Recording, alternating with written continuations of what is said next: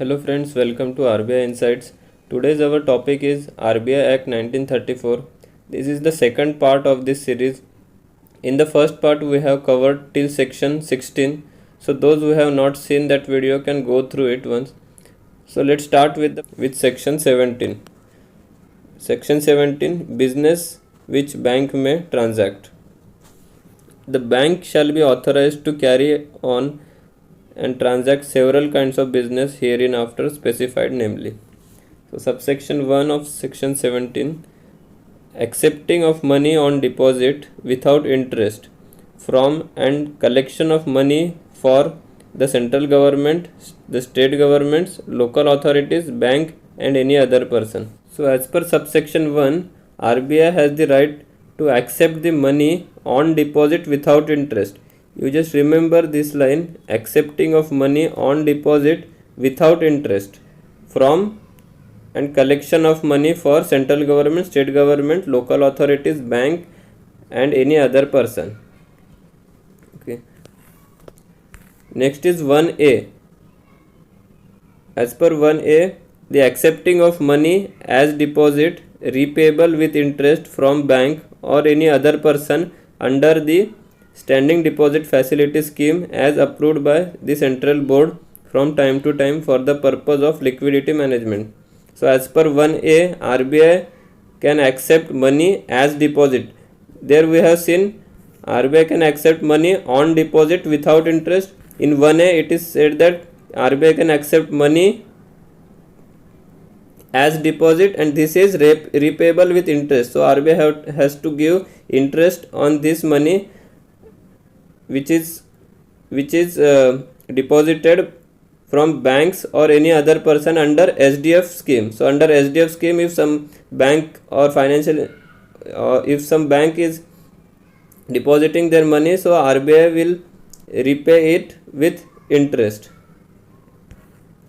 Next is subsection 2, the purchase, sale and rediscount of bill of exchange and promissory notes drawn on and payable in India and arising out of bona fide commercial or trade transactions bearing two or more good signatures, one of which shall be that of scheduled bank or state cooperative bank or financial institution which is predominantly engaged in the acceptance or discounting of bills of exchange and promissory notes and which is approved by the bank in this behalf.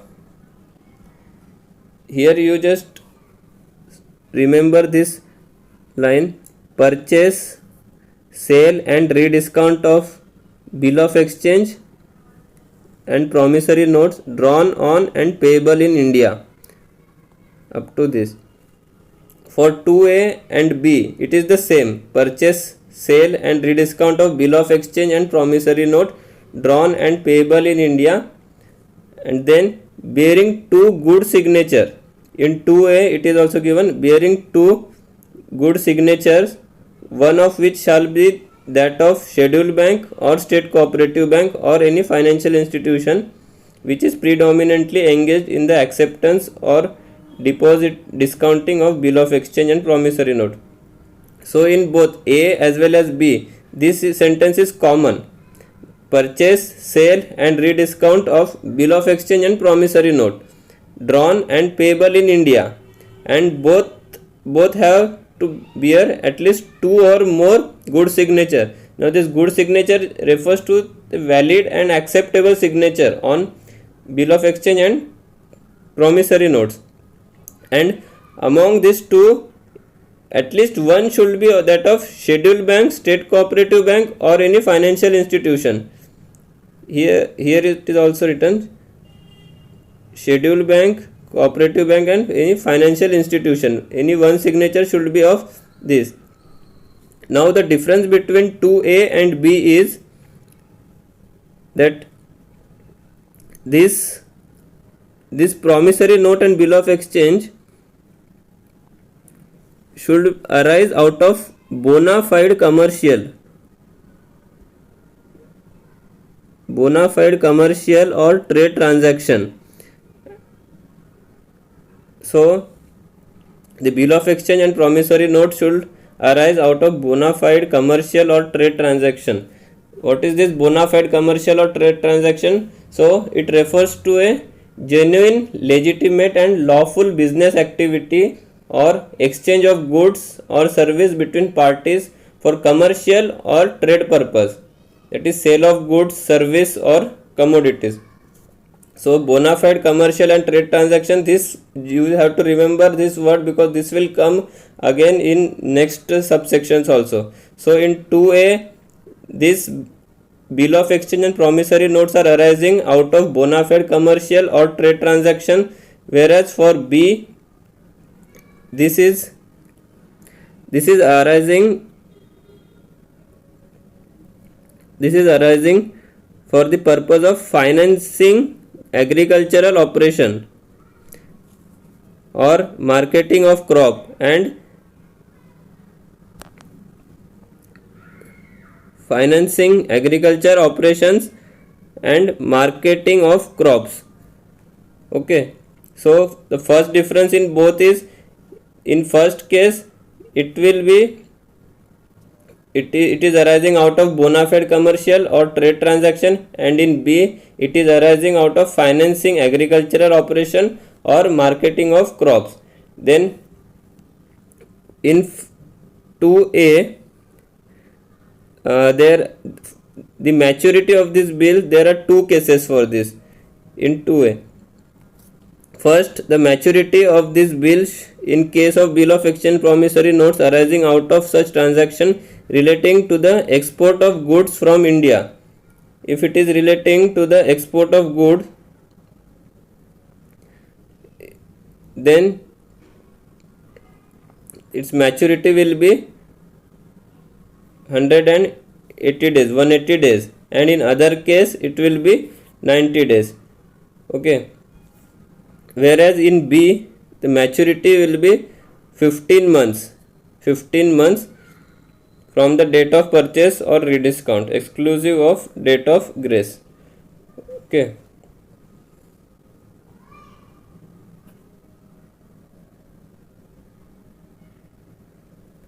so in 2A, it is the bill of exchange and promissory note is arising out of the bona fide commercial or trade transaction, and in 2B it is for the purpose of financing agricultural operation or marketing of crop, and in 2A the maturity of this bill of exchange and promissory note should be of 180 days in case it is related to export of goods and 90 days in other case, whereas in B the maturity should be for 15 months.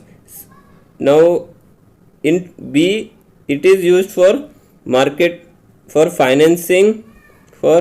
financing agricultural operations and marketing of crop. So since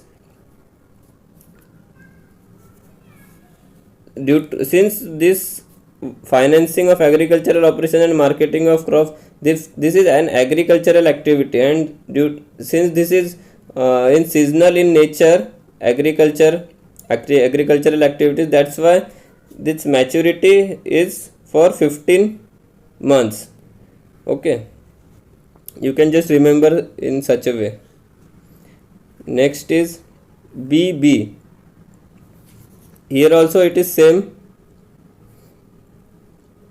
Purchase, sale and rediscount of bill of exchange and promissory note drawn and payable in India.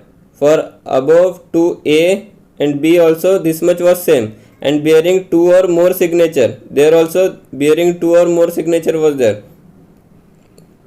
One of which shall be state cooperative bank or state financial corporation. In above we have seen one of the signature should be of scheduled bank, state cooperative bank or any financial institution.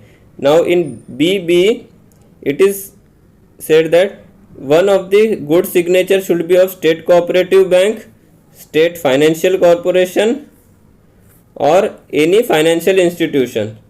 Okay, so here state cooperative bank, scheduled state financial corporation and any financial institution. Here scheduled bank signature is not necessary. Okay. Predominantly engaged in the acceptance or discounting of bills which is approved by the bank in this behalf and drawn or issued for the. Now here, for issued for the purpose of financing the production or marketing activity of cottage and small scale industries. So in first we have seen in A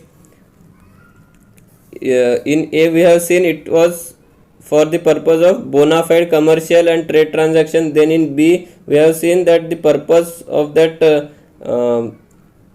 bill of exchange and promissory note was for financing agricultural operation and for marketing of crop. Now here the purpose of financing the production or marketing activities of cottage and small scale industries approved by bank, and here maturity is 12 months. Here the maturity is 12 months from the date of such purchase or rediscount. Okay, and one more thing, it is provided in this, it is provided that the payment of the principal and interest of such bill of exchange and promissory note is fully guaranteed by state government. So here the bill of exchange and promissory note should be fully guaranteed by state government. Okay, so in 2A we have seen there was no need of any guarantee since one of the signature was of scheduled bank, state cooperative bank or any financial institution, and that was in that case there were two maturity dates. First was 180 days in case the bill of exchange or promissory notes was arising out of transaction related to export of the goods from India, and second case was for 90 days for any other case, whereas in B it was for the bill of exchange and promissory note should have been arisen for the purpose of financing agricultural operations or marketing of crops, and their maturity was within 15 months. Then in BB, the bill of exchange and promissory note drawn in India, in this the one among the two good signatures was of state cooperative bank, state financial corporation and financial institution. Here scheduled bank signature was not necessary, and this was issued for the purpose of financing the production of marketing activities of cottage and small scale industries, and maturity was 12 months, and provided that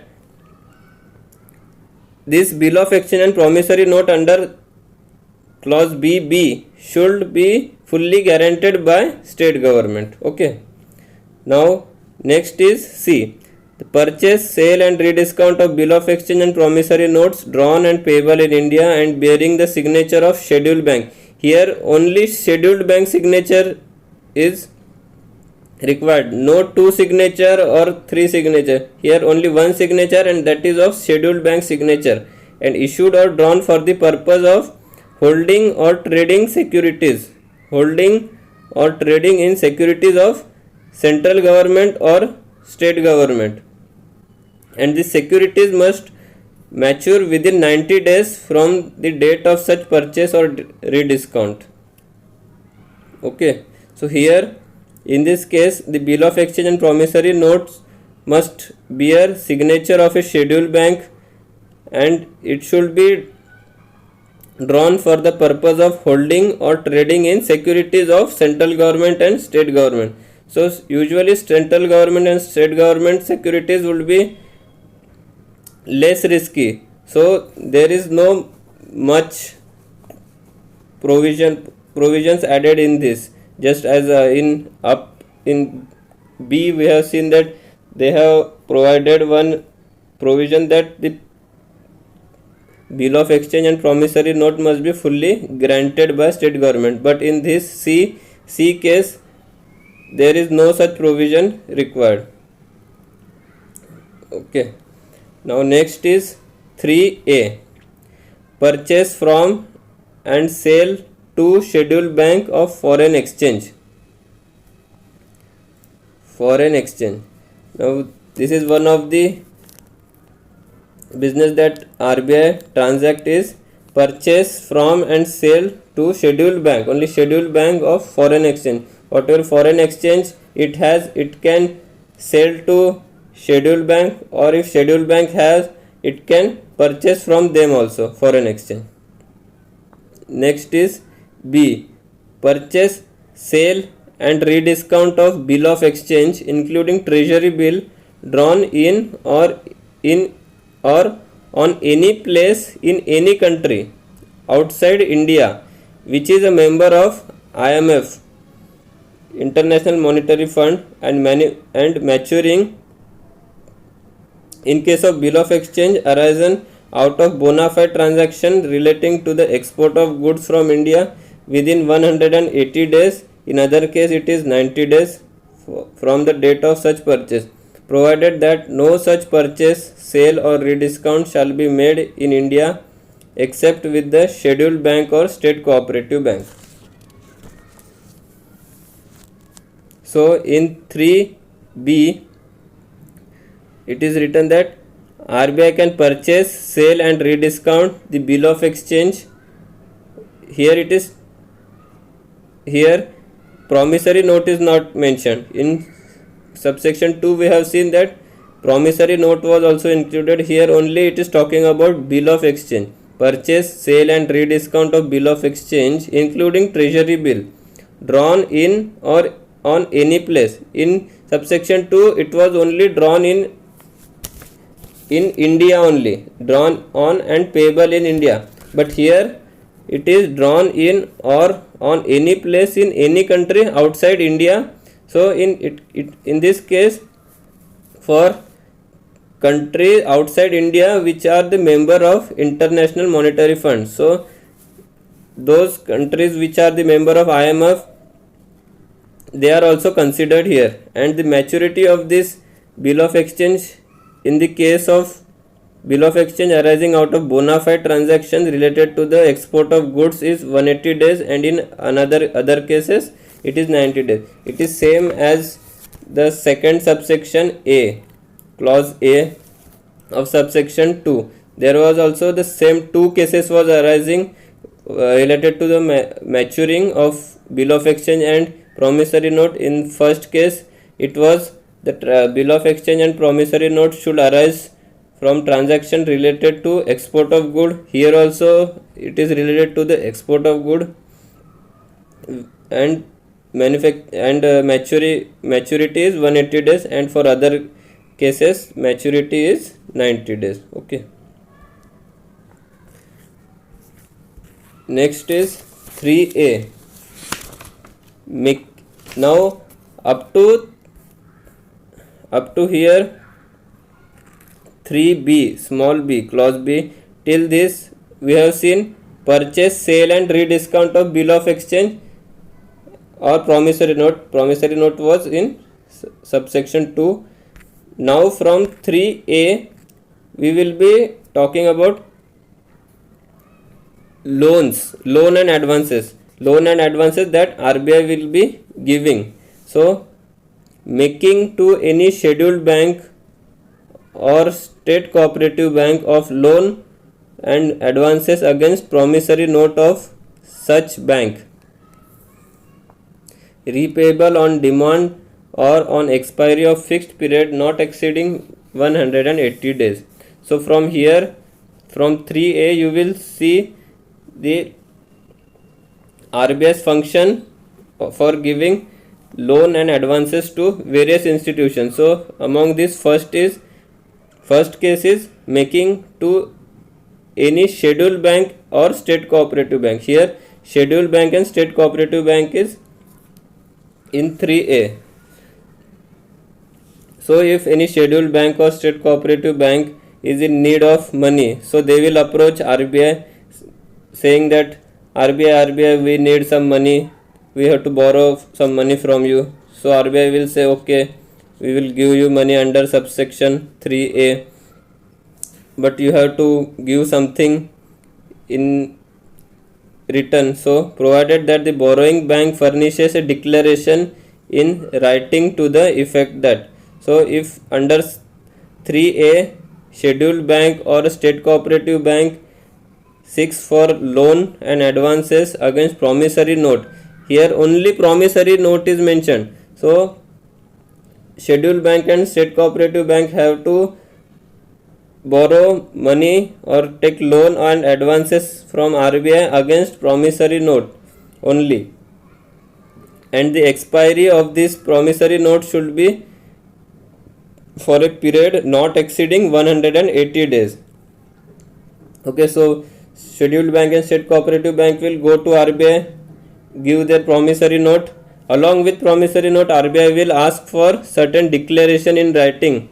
So what are this declaration?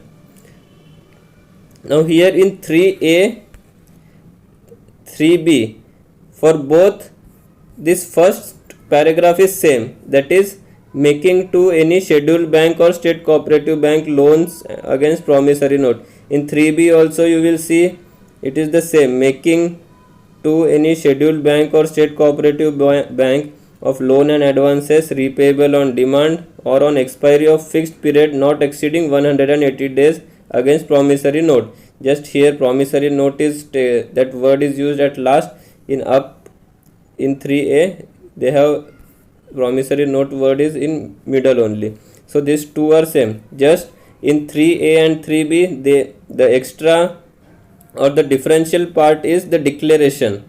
Okay, so in 3A clause the declaration 1 is it holds bill of exchange arising out of any transaction relating to export of goods from India of any value not less than the amount of such loan or advance. So according to first declaration, what the bank has to declare, that they hold bill of exchange arising out of any transaction related to export of goods from India of value. So that is, they don't have to submit this bill of exchange, they have to just give in written that they hold such bill of exchange whose amount is not less than the amount of the loan or advance they are seeking from the RBI.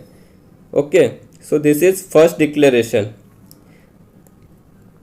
And in first, and this bill of exchange must be drawn in India and on any place in any country outside India which is a member of IMF or in any other country notified in this behalf by the bank in Gazette of India. And the bill of exchange should have maturity not later than 180 days from the date of the loan or advance, and it will so long as any part of such loan and advance remains unpaid continue to hold such bill of exchange of a value not less than the amount of such loan or advance outstanding for the time being. That is, suppose a bank XYZ has borrowed 100 crores of loan from RBI, so they have submitted their promissory note, and in declaration also they have written given all this. Then as per this B, it is clause B, it is saying that the value of that bill of exchange, as per the value of that bill of exchange at any point of time, means suppose that XYZ bank has repaid 90 crore but 10 crore is remaining, they have to repay that 10 crore, but at that time when the 10 crore is remaining, the value of that bill of exchange should be greater than the 10 crore. The value that bank which holds bill of exchange, the bank which has taken loan must have bill of exchange value at that point of time which is greater than 10 crore. So that's what it is saying, that value should not be less than the amount of such loan or advance outstanding for the time being. Okay. Then second declaration is it has granted pre-shipment loan or advance to an exporter of any other person in India in order to enable him to export goods from India.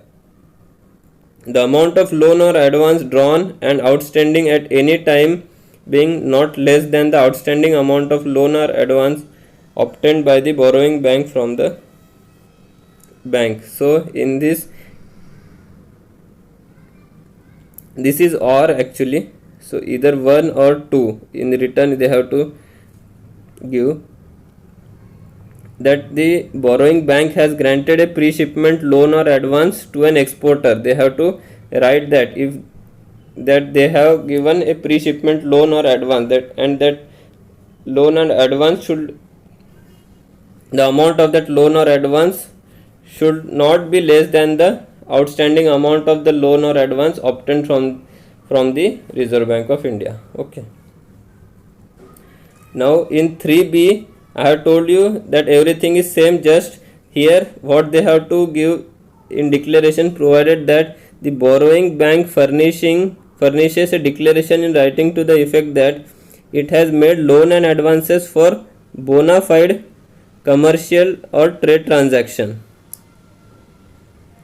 for financing of agricultural operations or the marketing of crop or other agricultural purpose. Here they have to state the purpose for which the loan or advance is being taken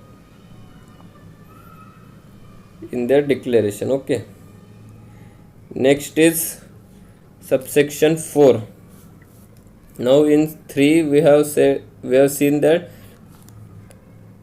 scheduled bank or state cooperative banks can take loan and advances against promissory note from RBI, and these are the conditions that they have to fulfill for taking the loan. Now in fourth subsection 4, local authorities, scheduled bank, state cooperative bank, state financial corporation, these four institutions can borrow loan and advance from RBI. Local authorities, scheduled bank, state cooperative bank and state financial corporation, and this should be repayable on demand or on expiry of fixed period not exceeding 90 days. In 3a we have seen the expiry date was 180 days, and here expiry date is 90 days. Again the security of, now here what securities the borrowing bank has to give to RBI is, first is stock, fund and securities other than immovable property in which trustee is authorized to invest trust money by any act of parliament or by any law for time being in force. So here securities should be stock, fund and other securities. Second is gold or silver or document of title of the same.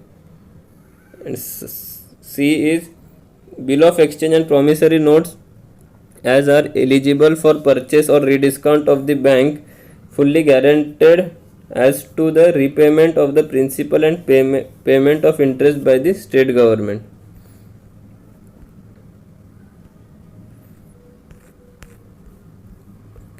In fourth, local authorities, scheduled banks, state cooperative bank and state financial corporation can avail loan and advances from Reserve Bank of India for a fixed period not exceeding 90 days, and the securities that they have to keep for availing this loan is stocks, funds and other securities other than immovable properties or gold or silver or document of title of the same, or such bill of exchange and promissory notes as are eligible for the purchase or rediscount of the bank. Means such bill of exchange or promissory note can also be kept as security which are fully guaranteed by state government, which are fully guaranteed to the repayment of the principal as well as for the interest by state government. So this bill of exchange and promissory note should be fully guaranteed by state government. So this can also be kept as security.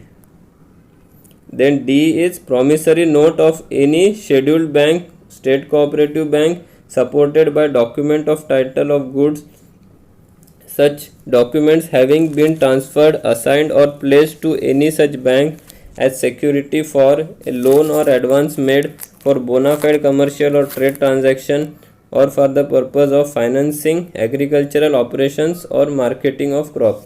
In clause C, the bill of exchange and promissory notes was to be fully guaranteed by the state government, whereas in D it is stating only about the promissory note, that promissory note of any scheduled bank or state cooperative bank,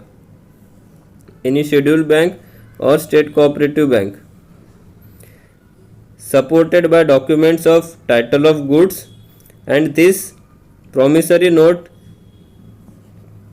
should be placed to any such bank as security for loan or advance for bona fide commercial or trade transaction. Okay, so this promissory note should be related to bona fide commercial and trade transaction for the purpose of financing agricultural operations or marketing of crops, provided that loans and advances made against the security of bill of exchange and promissory notes arising out of any transaction related to the export of goods from India shall be repayable on demand or on fixed expiry not exceeding 180 days. So this provision applies to clause C and D because the loan and advances made against security of bill of exchange promissory note, and bill of exchange promissory notes are in C and D only. So this bill of exchange and promissory note should arise out of transaction related to the export of goods from India. Okay, next is 4A, making to any state financial corporation. So here loans are being given to state financial corporation, fixed period not exceeding 18 months. Here fixed period is 18 months. So state financial corporation can avail loan or advance for period of not exceeding 18 months from the date of such loan or advance against security of central government or state government of any maturity. So if there is securities of central or state government, then it is not necessary that it should have any maturity period. It does not need to be having any maturity period. Or if they don't have central government or state government securities, then they have other option also, that they can take loan or advance against bonds and debentures issued by that corporation and guaranteed by state government concerned and maturing within the period not exceeding 18 months from the date of such loan.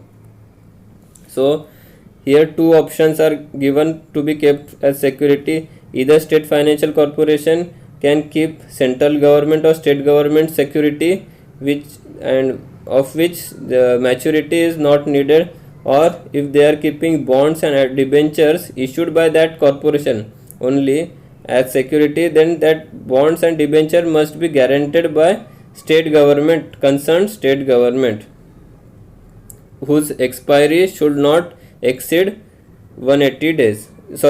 18 months,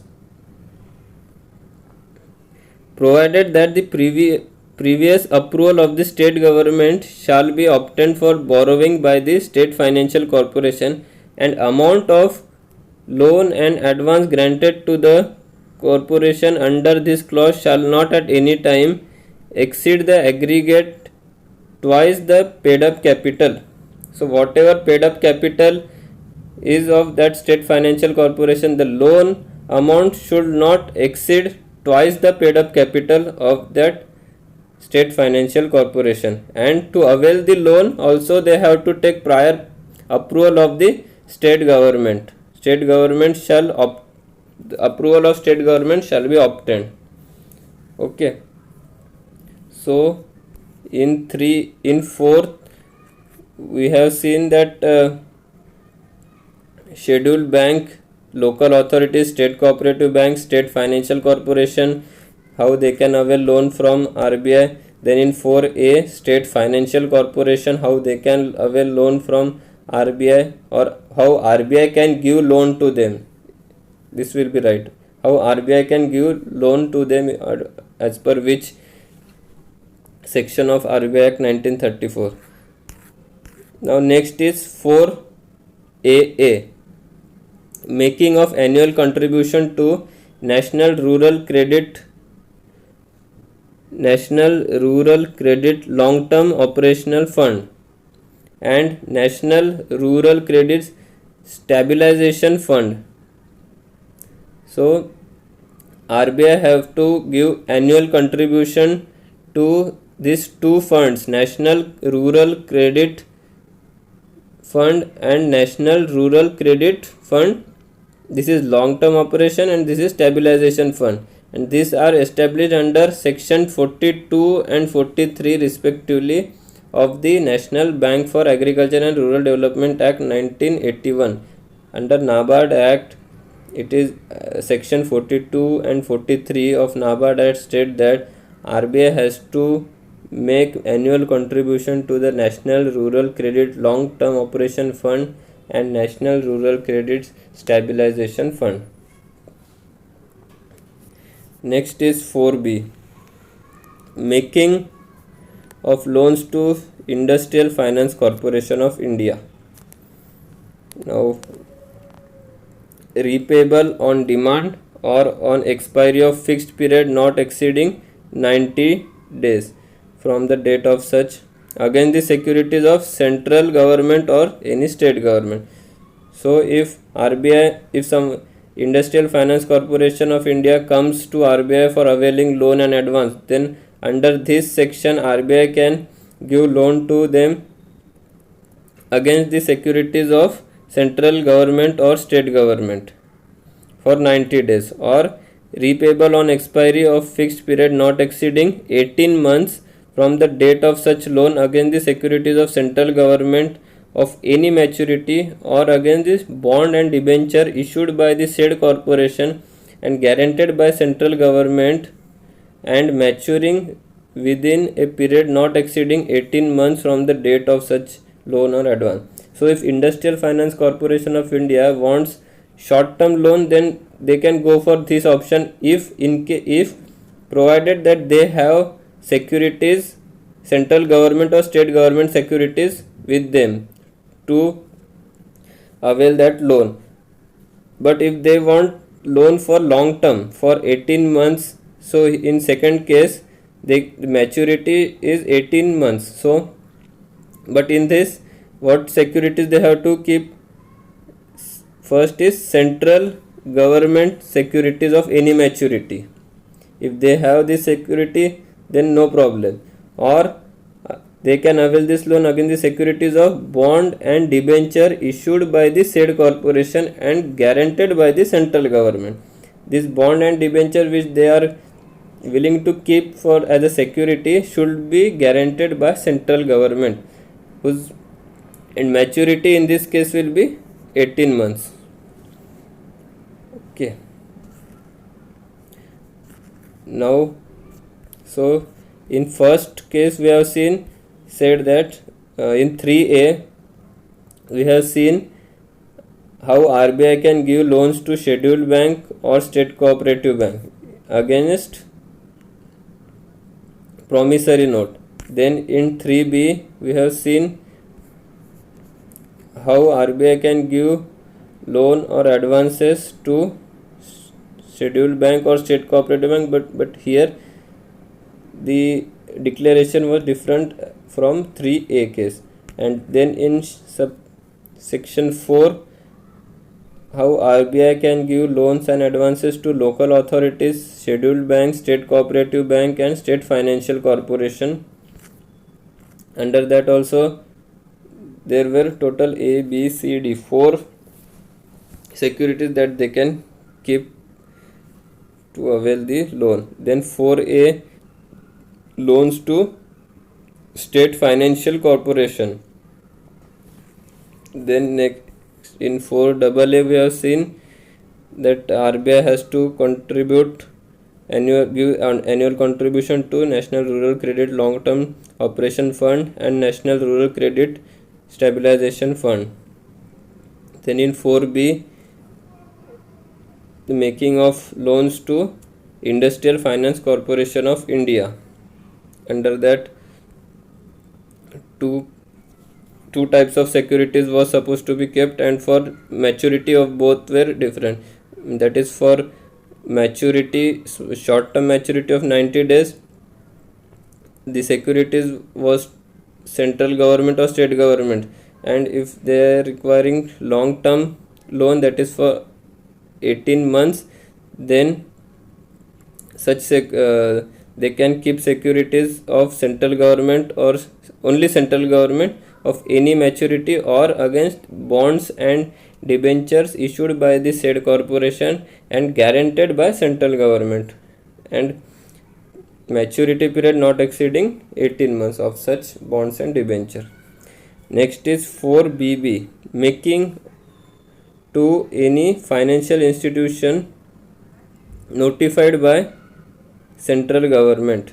Now here, any financial institution notified by central government in this behalf. Okay. Repayable on demand or on expiry of fixed period not exceeding 90 days. So here maturity is 90 days, and securities against the securities of central government or state government. Central government or state government. Or repayable on expiry of fixed period not exceeding 18 months. For long term, it is 18 months from the date of such loan or advance against security of central government or state government of any maturity, or against bonds and debenture issued by that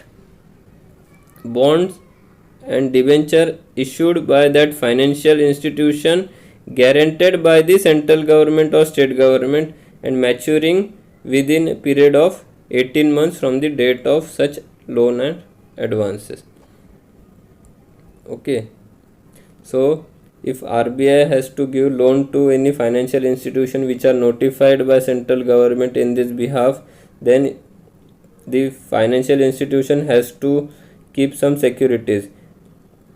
So if the loan amount they need for short term period of 90 days, then they have to keep the securities of central government or state government. For 18 months maturity, these securities can be central or state government of any maturity, or the bonds and debenture which the financial institution issues and has been guaranteed by the central government or state government, and maturing within a period not exceeding 18 months, provided that the amount of loans and advances granted to financial institution under subclause B under this shall not at any time exceed aggregate 60% of the paid up capital. So here one provision is given for subclause B,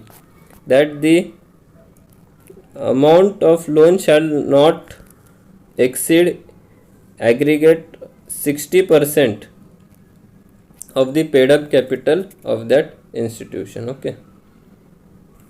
Next is 4BB, making to unit trust of loans and advances. Now if unit trust comes to RBI for taking loan or advances, so under 4BB, repayable on demand or on expiry of a fixed period not exceeding 90 days from the date of such loan or advance. So here it is for 90 days against the securities of stock, fund, securities other than movable, immovable property in which trustee is authorized to invest trust money by any law for the time being in force in India. Or second is repayable on demand within a period of 18 months from the date of such loan against the securities of bond of unit trust issued with the approval and guaranteed by central government. Then third, for the purpose of any scheme other than the first unit scheme under the Unit Trust of India Act 1963 on such term and conditions and against the security of such other property of unit trust as may be specified in this behalf by the bank. So what this tells, making to unit trust of loan and advance. So if RBI gives loan and advances to unit trust, then first condition is it should be repayable on demand or on the expiry of fixed period not exceeding 90 days. Here it is given that 90 days expiry from the date of such loan against the securities of. Now for 90 days what securities they have to keep? Stock, fund and securities other than immovable property. Other than immovable they can keep these securities to avail loan.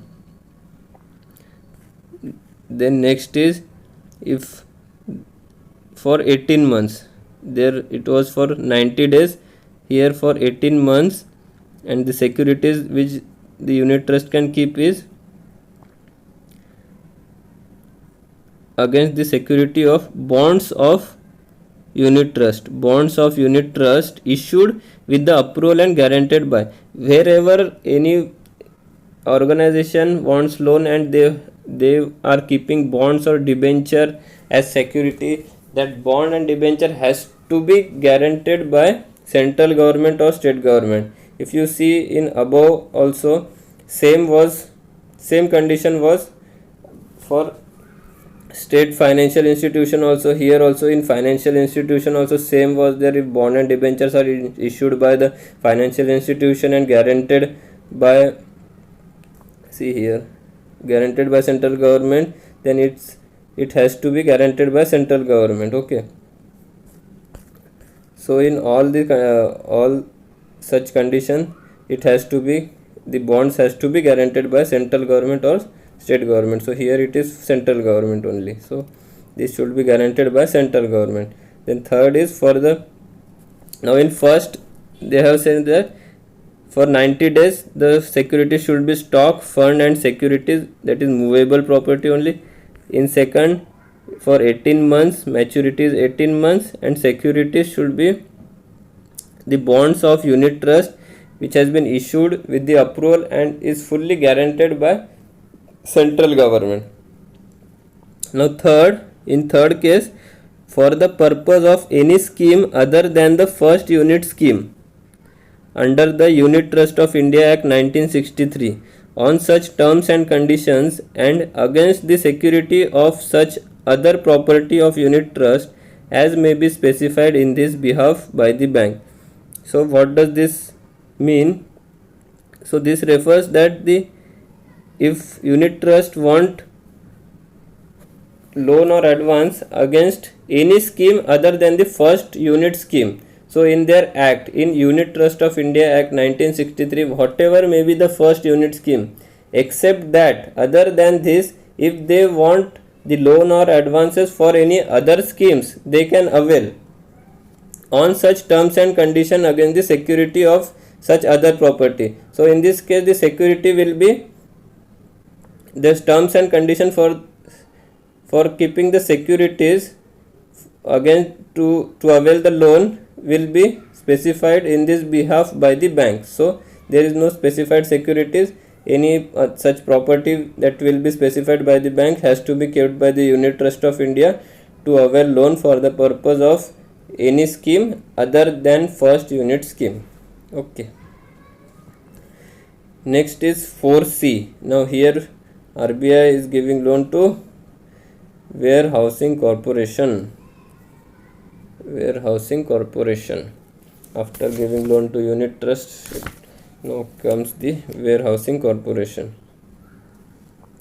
established under Agricultural Produce Development and Warehousing Corporation Act 1956, repayable on demand or on expiry of fixed period not exceeding 90 days from the date of such loan. Here also expiry is for 90 days against the security of central government or state governments.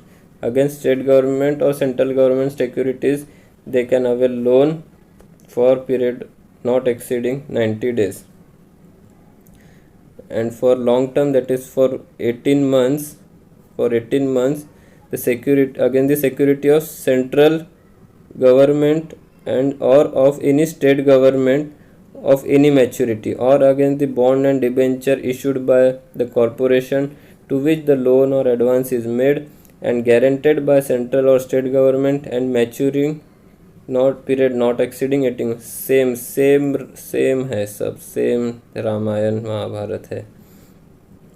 In first case for 90 days against the security of central government or any state government. In second case, if they require for 18 months, then two types of securities, either central government or state government securities which can have any maturity, or against the bonds and debenture issued by the corporation to which the loan or advance is made, and that bond and debenture should be guaranteed by central or state government whose maturity should not exceed 18 months from the date of such loan or advance. Okay, provided that the amount of loan and advance guaranteed under clause B. So under clause B, if the loan and advance is granted, that shall not at any time exceed aggregate 3 crore of rupees in case of Central Warehousing Corporation and 50 lakhs in rupees in the case of State Warehousing Corporation. So if RBI is giving loan for 18 months of period to any warehousing corporation, so they have to keep securities, whatever it is mentioned, either state or central government securities or bonds that are guaranteed by central or state government, provided that if some state warehousing corporation wants loan, then their limit is maximum 50 lakhs, and if central warehousing corporation is in need of loan, then it should not exceed 3 crore rupees. Okay. Now next is 4D, making to any deposit insurance corporation of loan and advance, and generally assisting the corporation in such manner and on such terms as may be determined by the central board. 4DD, making to the National Housing Bank of loan and advance and generally assisting the National Housing Bank in such manner and on such terms and condition as may be determined by central board. So for this, both for Deposit Insurance Corporation and for National Housing Bank, same, no security related information is given. It will be determined by the central board. The terms of the securities in both these cases will be determined by the central board only.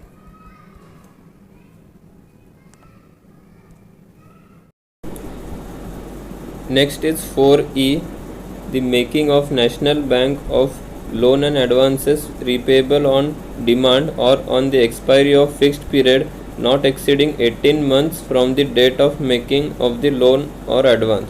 So here RBI's function is to provide loan and advances to National Bank. Here as per section 2 definitions, the National Bank means the NABARD. So conditions is against the security of stock, funds and securities other than immovable property in which a trustee is authorized to invest trust money by any law for time being in force in India, or on such other terms and conditions as the bank may specify. So to grant loan to NABARD has to keep some securities with RBI, and these securities are stocks, funds and securities other than immovable property, and such other terms and conditions as bank may specify. Next is 4F, contributing to initial capital of unit trust. So here unit trust means unit trust of India. So if you will see at the bottom here in first only, it was inserted by Act 52 of 1963, that is at the time of establishment of the unit trust. So when unit trust of India was established in 1963, RBI has contributed to its initial fund. So at that time only this clause was inserted in the functions of Reserve Bank of India section. Okay, next is 4G, making of loan and advances to and purchasing of bonds against bonds and debentures. So here making of loan and advances and also purchasing of bond and debentures. So RBI's function here depicts that RBI has to make loan and advances and also purchase bonds and debentures of. Now whose bonds and debentures and to whom RBI has to give loan and advances? So to Exim Bank or Reconstruction Bank, Small Industries Bank, National Bank for Financing Infrastructure and Development or other development financial institutions. So total 1, 2, 3, 4, 5. 5 institutions are there to whom RBI has to make loans and advances and also has to purchase bonds and debentures, and all this is given in section 46C of RBI Act 1934 out of National Industrial Credit Fund. So we will see this when we cover section 46C. Okay, next is 4GG. Now under this also it is same only, making of loan and advances and purchasing of bond and debentures of National Housing Bond. So here it is about National Housing Bank and out of National Housing Credit Fund established under section 46D. Here it was National Industrial Credit Fund established under section 46C. Here it is National Housing Credit Fund established under 46D section. So we will cover this section, we will in detail when we will cover this sections 46C and 46D in our next videos. Next is 4H, making to the Small Industries Bank loan and advances. So another functions involve loan and advances to Small Industries Bank. Small Industries Bank means SIDB. Repayable on demand or on expiry of fixed period not exceeding 90 days. So here expiry of such loan will be 90 days from the date of such loan or advance against the securities of stock, fund and securities other than immovable property. Okay, so this is first condition, and against the security of bill of exchange or promissory note arising out of bona fide commercial or trade transaction bearing 2 or more signature and maturing within 5 years from the date of such loan or advance. For 90 days clause, they have to keep security as stocks, funds and other securities other than immovable property, and for 5 years they have to get loan against the security of bill of exchange or promissory note arising out of bona fide commercial or trade transaction, and it should bear 2 or more good signature. Okay. Then next is 4I.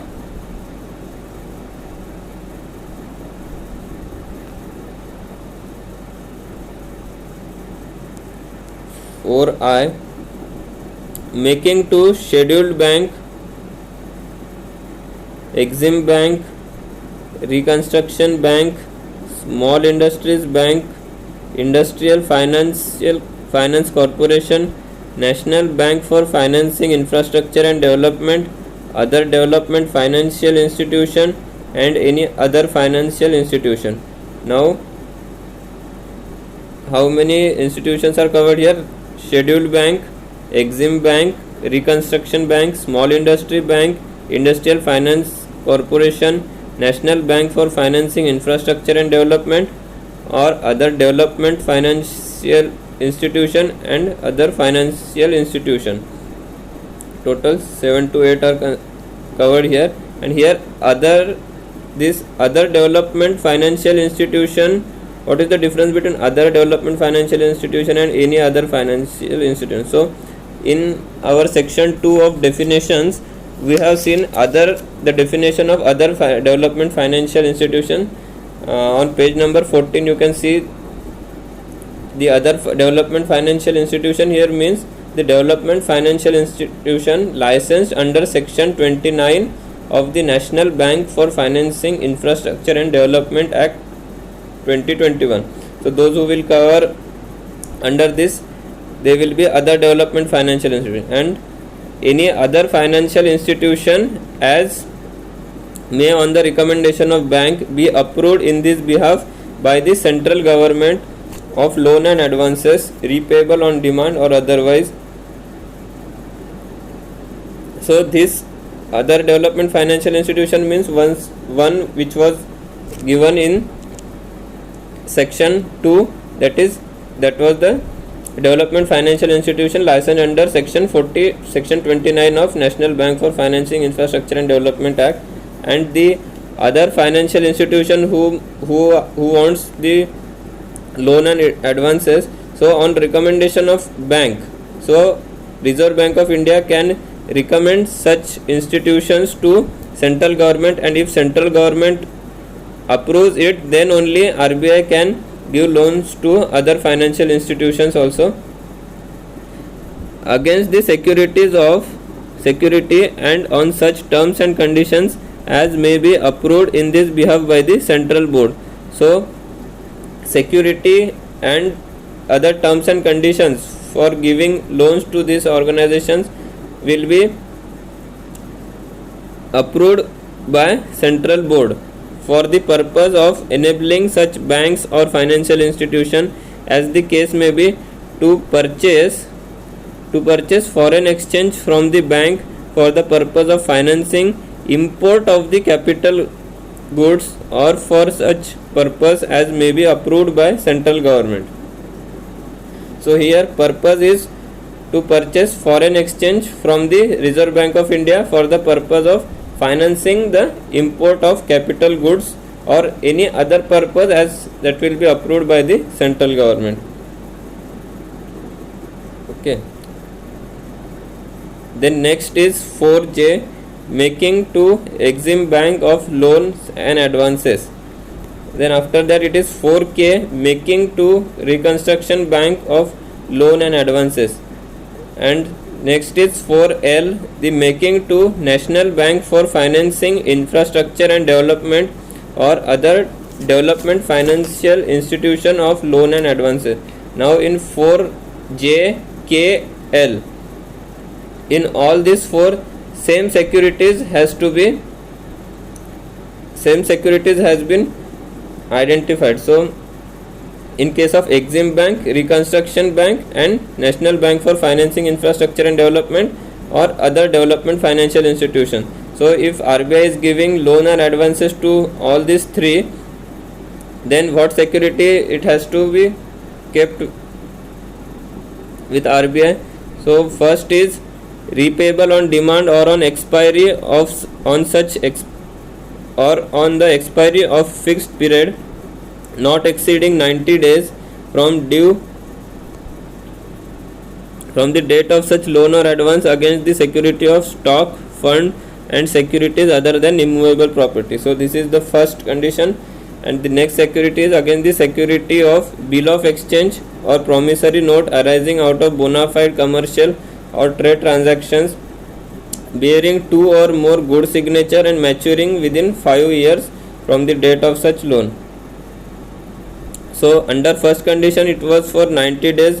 So security was stock, fund and securities other than immovable property, and for 5 years the security will be bill of exchange or promissory note arising out of bona fide commercial or trade transaction bearing two or more good signature.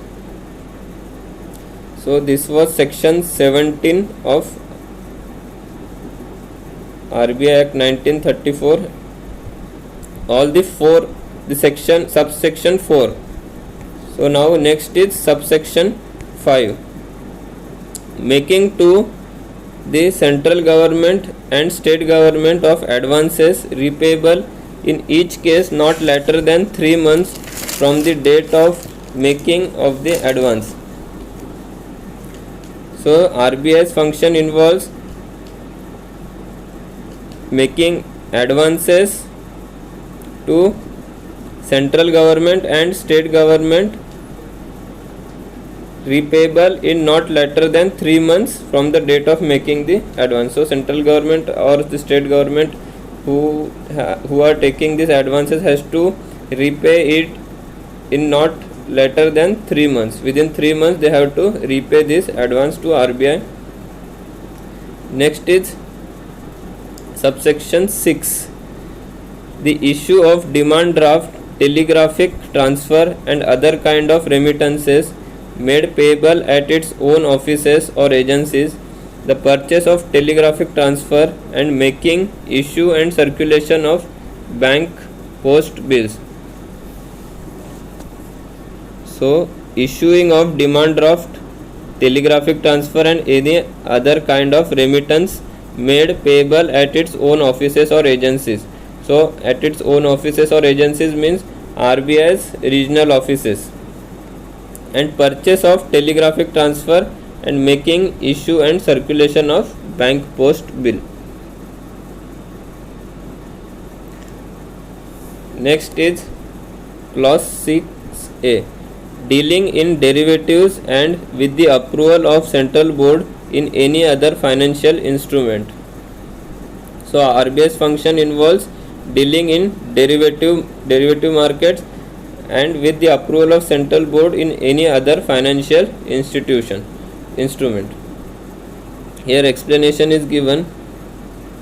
For the purpose of this clause, derivative means an instrument to be settled at a future date whose value is derived from change in one or a combination of more than one of the following underlying, namely interest rate, price of securities of central government or state government or such securities of local authorities, price of foreign security, foreign exchange, index of rate or prices, credit rating of credit index, price of gold or silver coins or gold or silver bullion or any other variable of similar nature.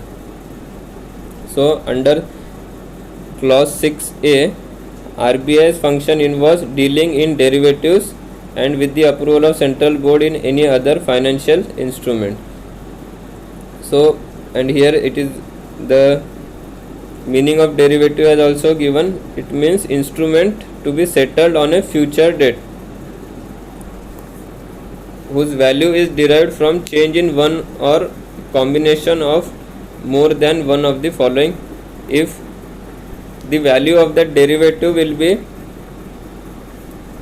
determined by the changes in any one of these underlying, that is interest rate and all this. Next is subsection 8, the purchase and sale of securities of central government or state government of any maturity or of such securities of local authority as may be specified in this behalf by central government on the recommendation of central board. So RBI function include purchase and sale of central, state or local authorities securities.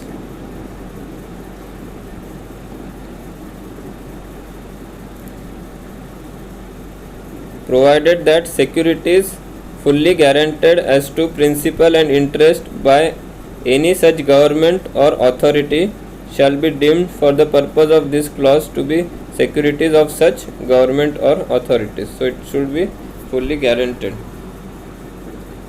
Then 8A, purchase and sale of shares in or capital of National Bank, Deposit Insurance Corporation, State Bank or any other bank or financial institution notified by the central government in this behalf.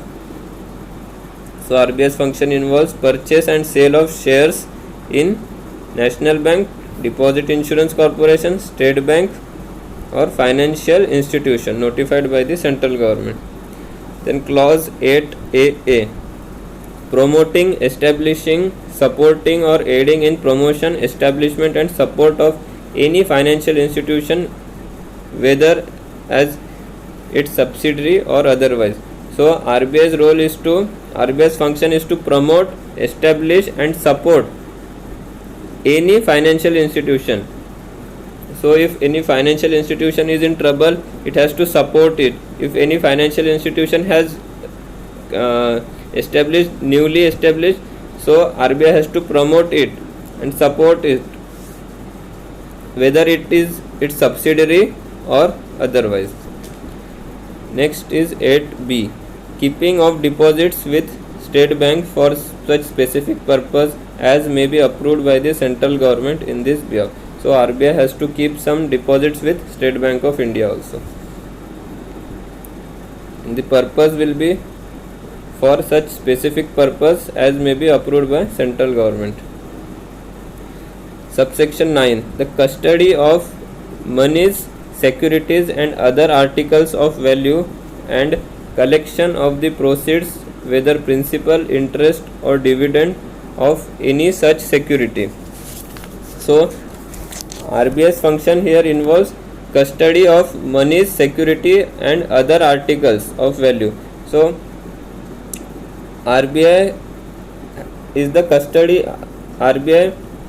the custody of money, securities and other article of values of central government and state government. It keeps all this with it, and the function involves having custody of this monies, securities and other article of value and collection of the proceeds, means whether principal, interest or dividend. So if any principal or interest or dividend has to be given on such securities or it has to taken, so RBI has to do all these proceedings. It is the function of RBI.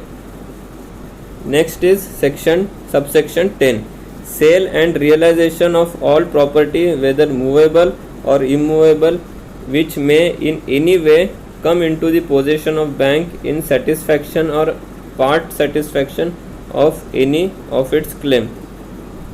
So realization means liquidating any property, whether movable or immovable, which may in any way into the possession. If it is in the possession of bank, then it can liquidate it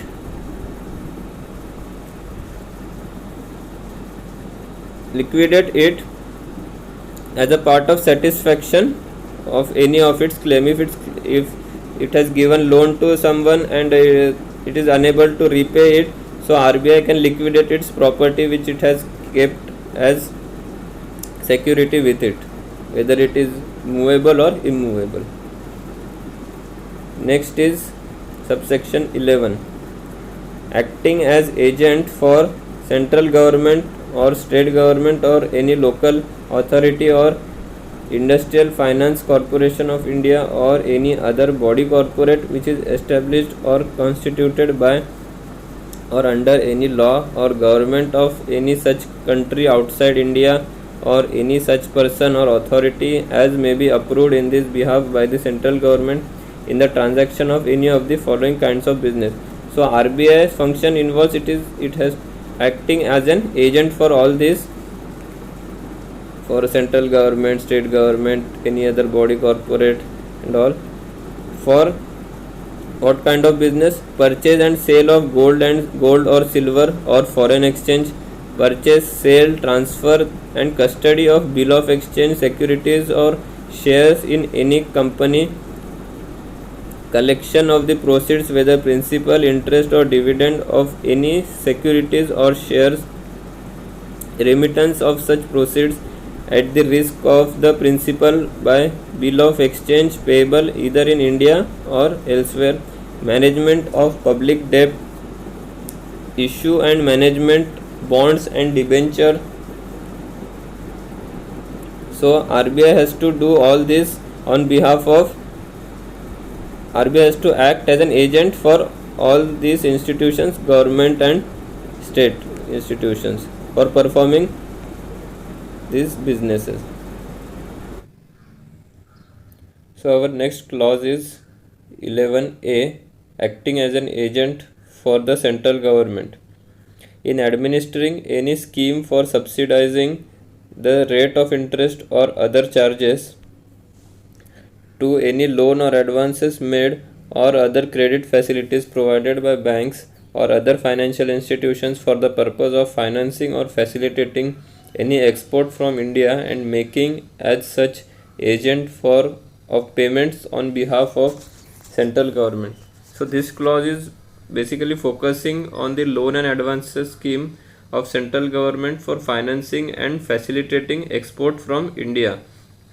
This credit facility of such schemes are provided by the banks or financial institutions, and there can be some schemes to which it can feel that if the interest rate or other charges are reduced or levied, then this can be very beneficial and can be utilized at its full capacity. So RBI administers such scheme for subsidizing rate of interest or other charges, and the difference in the amount to the subsidy which is levied on it is facilitated to the bank or financial institution by Reserve Bank of India as an agent of central government.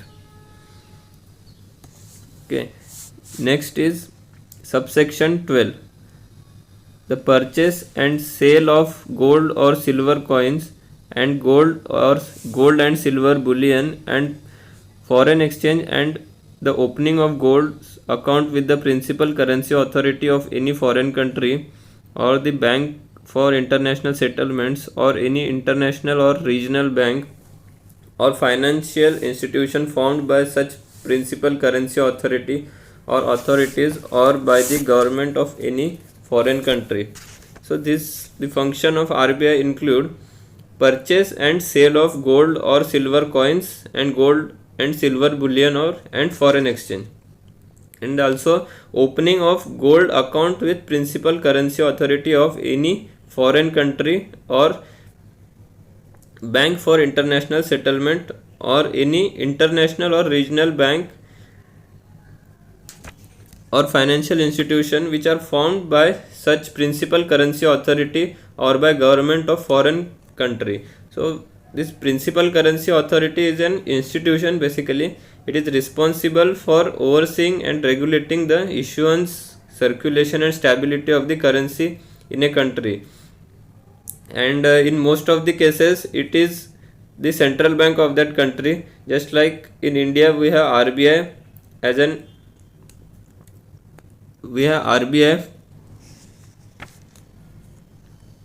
principal currency authority of our country. Okay. Next is clause 12A. Purchase and sale of securities issued by the government of any country outside India or by any institution or body corporate established outside India and expressed to be payable in foreign currency or any international or composite currency unit, being in the case of purchase by the bank securities maturing within a period of 10 years from the date of purchase. So this clause empowers RBI to engage in buying and selling of securities issued by foreign government or corporate entities located outside India, and these securities are denominated in foreign currency or any international currency unit, and the maturity of the security must be within 10 years from the purchase date. Further, provided that the case of securities of any institution or body corporate, the repayment of principal and payment of interest in respect of such security shall be guaranteed by the government of the country concerned. So in case this security issued by the institution or body corporate, the repayment of the principal and payment of interest must be guaranteed by the government of that respective country to mitigate the risk associated with such investment. Next clause is 12AA. Lending or borrowing of securities of the central government or state government or of such securities of local authority as may be specified in this behalf by the central government or foreign securities. It means that RBI can loan out or borrow securities issued by government or specified local authorities as well as foreign securities to manage liquidity and support the functioning of financial market. Next clause is 12AB, dealing in repo or reverse repo. Provided that lending or borrowing of funds by way of repo or reverse repo shall not subject to any limitation contained in this section. So RBI's function is to deal in repo or reverse repo, and here explanation is given for the term repo and reverse repo. Repo transaction means what? Suppose any bank A is there and it decides to borrow fund from repo through repo transactions from RBI. So it approaches RBI and offers government securities as collateral. It has to keep some securities. So in this case, it has to keep government securities only as collaterals. So if RBI founds everything satisfactory, then RBI will lend funds to bank A, providing liquidity to the bank, and in return bank A has to agree to repurchase the securities at future date at an agreed upon price, which includes interest for the funds borrowed. So that bank A has to pay some interest on that funds which it has borrowed from RBI. Next is reverse repo.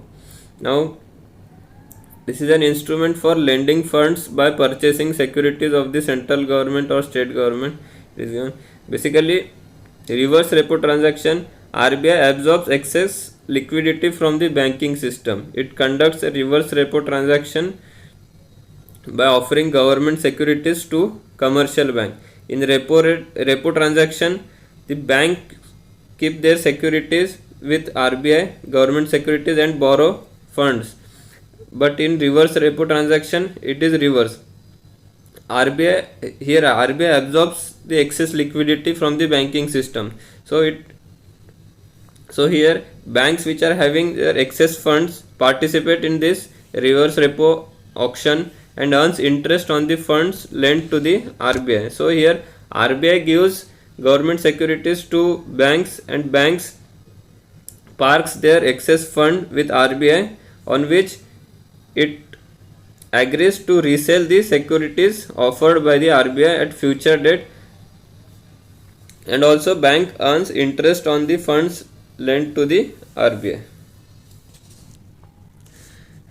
So this is how the dealing in repo and reverse repo transaction is carried out. Next is clause 12B, making of loan and advances in foreign currency too. Now here under this, RBI can make loan and advances in foreign currency to whom? Scheduled bank, Exim Bank, Reconstruction Bank, Small Industries Bank, Industrial Finance Corporation, National Bank for Financing Infrastructure and Development, and other financial institution, and any state financial corporation and any other financial institution as may on the recommendation of bank be approved by the central government and on such terms and condition as may be specified by the central board in this behalf against promissory note of such bank or financial institution as the case may be. So under this clause 12B, RBI can make loan and advances in foreign currency to all these scheduled bank and all these institutions, provided that the borrowing bank or financial institution, as the case may be, furnish a declaration in writing to the effect that these banks and financial institution can take loan and advances in foreign currency from RBI against the promissory notes of such bank or financial institution, but provided that the borrowing bank or financial institution has to furnish a declaration in writing to the effect that it has made loan and advances in foreign currency for financing international trade or for the import of capital goods or for such other purpose as may be approved by the central government. Then second declaration it has to provide is that the amount of loan or advances so made and outstanding at any time will not be less than the outstanding amount of loan or advance obtained by it from the bank. So these two declaration has to be provided by the bank while taking loan and advances in foreign currencies from RBI. Now next is subsection 13, opening of an account with an office outside India of any bank, including a bank incorporated in India, or making of an agency agreement with and the acting of as an agent or correspondent of any bank incorporated outside India or the principal currency authority of any country under the law for the time being in force in that country, or any international or regional bank or financial institution formed by such principal currency authorities or foreign governments, and investing of the funds of the bank in the shares and securities of any such international or regional bank or financial institution or of any other foreign institution as may be approved by central board in this behalf. So under this, RBI can open account with foreign bank and Indian bank. RBI can open account with an office with a bank having office outside India or of any bank, including bank incorporated in India. So that is first job here is, first role of RBI is to open accounts with foreign banks and Indian bank. Then making an agency agreement and acting as an agent or correspondent of any bank incorporated outside India, principal currency authority of country, and international or regional bank or financial institution formed by such principal currency authority or foreign government. So next role is to make as an agency agreement with and acting as an agent of or correspondent. So first role in subsection 13 was to open an account with an office outside India of any bank, including a bank incorporated in India. That is in simple terms opening of account with foreign banks and Indian bank. Then second role is making as an agency agreement with and acting as an agent or correspondent for whom? For the bank incorporated outside India, principal currency authority of any country, and international or regional bank or financial institution formed by such principal currency authority or foreign government. Then next role here is investing bank's funds, that is investing of the funds of the bank in the shares and securities of any such international or regional bank or financial institution. So RBI can invest its fund in shares and securities of international or regional bank or financial institution of other foreign entities as may be approved by central board in this behalf. So under this subsection 3 roles are given to RBI: opening of account with foreign bank, then agency agreement, opening of account with foreign bank, agency agreement, and acting as an agent or correspondent, and third is investing of its funds in the share and securities of any international or regional bank. Okay. Then next clause is participation in any agreement for clearing and settlement of amounts due from or to any person. So clause 13A, under this, clearing and settlement of trade transaction. So clearing and settlement of trade transaction, here RBI can participate in arrangements for clearing and settling amounts related to India's external trade within with other countries or group of countries. And then next is RBI can, with the approval of central government, RBI can become a member of international or regional clearing union of central banks or monetary or other authorities. So with the approval of central government, here RBI can become the member of international or regional clearing unions comprising central banks, monetary authority or similar institutions to streamline the process of international payments and settlements. Okay, this was clause 13a. Next is subsection 14.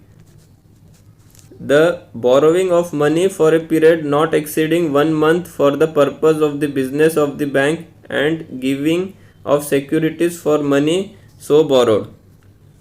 So under subsection 14, RBI can borrow money for period not exceeding 1 month. So for period of 1 month, RBI can borrow money for the purpose of business of the bank and giving securities for the money so borrowed. So whatever money it will borrow, it has to give some securities, provided that no money shall be borrowed under this clause from any person in India other than scheduled bank. So only RBI can only borrow money from scheduled bank in India or from any person outside India other than bank which is principal currency authority or any country under the law for the time being.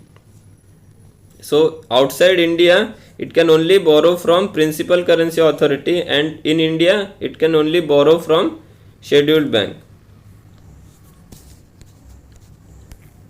Provided further that the total amount of such borrowing from persons in India shall not at any time exceed the amount of capital of bank. So if it is borrowing from scheduled bank, then the borrowing should be less than the amount of capital of the bank, capital of Reserve Bank of India. Next subsection is 15, making and issue of bank notes subject to the provisions of this act. So RBI makes and issue bank notes and also circulate it. So next clause is clause 15a. Under this, exercise of power and functions and the performance of duties entrusted to the bank under this act or under any other law for the time being in force. So according to this clause, RBI has to exercise RBI can exercise or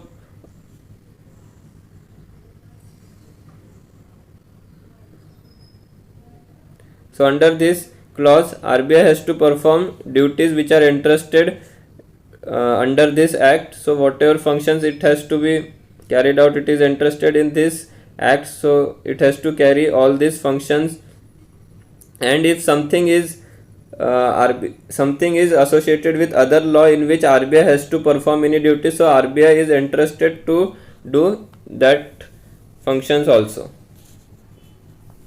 Next clause is 15b, providing of facilities for training in banking and for promotion of research, where in the opinion of the bank such provision may facilitate the exercise by the bank of its powers and functions or the discharge of its duties. So this clause empowers RBI to provide facilities for training in banking and promote research where it believes such provision can enhance the ability to carry its power and functions and duties effectively. And as of today, if you will see on RBI's website also, it is mentioned RBI has total 5 training establishments, among which 4 are the part of Reserve Bank, which includes RBI Academy, College of Agriculture Banking, Pune. Then third is Reserve Bank of India Staff College, and fourth is College of Supervisors. So these four are the training establishment of RBI, and the fifth one is the Institute for Development and Research in Banking Technology, that is IDRBT. So this was also established by RBI as an autonomous center for development and research in banking technology. Next is subsection 16. Generally, the doing of all such matters and things as may be incidental to or consequential upon the exercise of its power or the discharge of its duties under this act. So this subsection grants RBI the authority to perform any actions or tasks that are incidental or consequential to the exercise of its power or the discharge of its duties outlined in this act. That is, this empowers the RBI to undertake any necessary actions that arise as a result of its official responsibility or outlined in the act. Let's say, for example, RBI has been tasked with regulating of the banking sector. So to ensure that financial stability, it needs to undertake various incidental activities like issuing guidelines to the banks, then conducting inspections, then providing guidance to the banks, and many other such activities to ensure smooth functioning and stability of the financial system. Okay, so that was all about section 17 of the RBI Act 1934 regarding the business which bank may transact. Actually this section is little lengthy, but I want to cover it in one single video only, so this video might get so lengthy, so please go through it, and I have tried my best to deliver you the best. And if you will search on YouTube also, till now nobody has covered this section 17 in so deep, and so I hope you like this video and will enjoy it. Thank you.